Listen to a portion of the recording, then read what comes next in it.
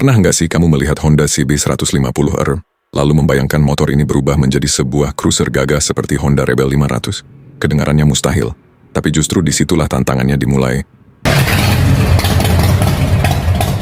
Kembali lagi di proyek custom Honda CB150R, bergaya cruiser yang terinspirasi dari Honda Rebel 500. Pada video sebelumnya, konsep modifikasi untuk motor ini sudah disepakati. Pemilik motor menginginkan tampilan cruiser yang santai, berkarakter, dan punya aura motor gede meskipun basisnya tetap menggunakan Honda CB150R. Dan di video kali ini, pekerjaan sesungguhnya akan dimulai. Langkah pertama yang saya kerjakan adalah membongkar seluruh bodi motor.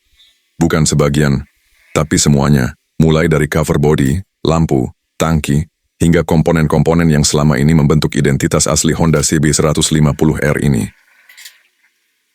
Semua saya lepaskan tanpa terkecuali.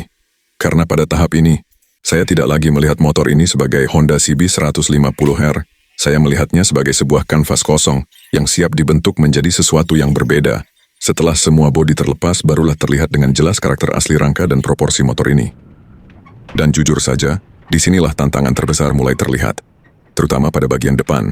Diameter pipa shock breaker bawaan CB150R terlihat cukup kecil jika dibandingkan dengan motor naked bike pada umumnya. Akibatnya, tampilan depan motor terlihat kurang berisi, kurang gambot, kurang memiliki kesan kokoh yang biasanya menjadi ciri khas motor bergaya cruiser. Masalahnya dalam proyek kali ini ada satu hal yang harus saya perhatikan, yaitu budget. Karena sesuai kesepakatan dengan pemilik motor, beberapa komponen utama tetap dipertahankan karena mengikuti budget, termasuk velg dan ban. Padahal kalau mengikuti idealisme saya saat membangun motor custom, bagian kaki-kaki biasanya menjadi salah satu sektor pertama yang saya ubah. Karena perubahan velg dan ban bisa langsung mengubah karakter visual sebuah motor secara drastis.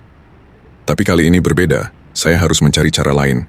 Bagaimana membuat motor ini terlihat lebih besar, lebih berisi, dan lebih proporsional tanpa harus mengganti banyak komponen mahal.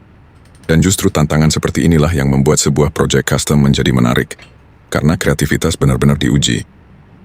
Setelah proses pembongkaran selesai, perubahan pertama yang saya lakukan adalah pada bagian stang. Stang motor ini memiliki posisi yang cukup tinggi dan karakter yang lebih sporty. Sedangkan untuk konsep cruiser yang sedang saya bangun, posisi tersebut kurang sesuai.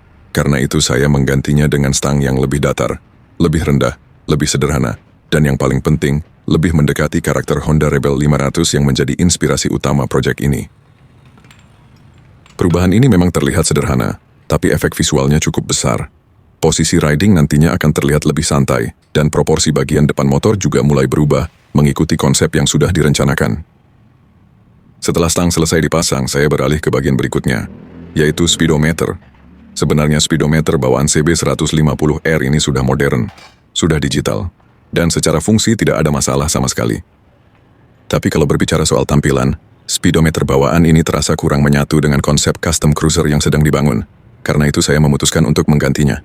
Pilihan saya jatuh pada speedometer digital berbentuk bulat, atau yang sering disebut speedometer babon bulat. Alasannya sederhana.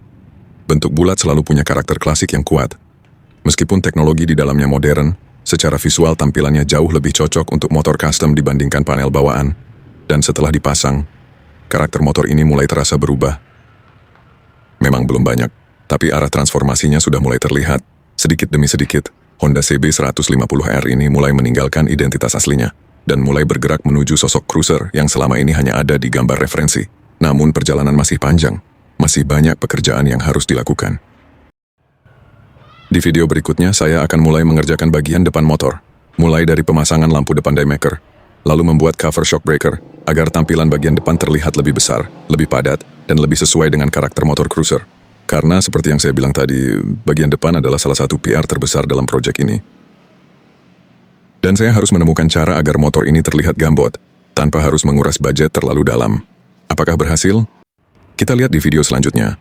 Kalau kawan penasaran bagaimana Honda CB150R ini perlahan berubah menjadi motor cruiser bergaya Honda Rebel 500, jangan lupa follow dan simpan videonya, karena saya akan membagikan seluruh prosesnya secara step by step, sampai motor ini benar-benar selesai. Dan kalau menurut kawan proyek ini menarik dan bermanfaat, jangan lupa bagikan, biar banyak yang tahu bagaimana sebuah motor custom dibangun dari nol, sampai ketemu di proses berikutnya. Terima kasih.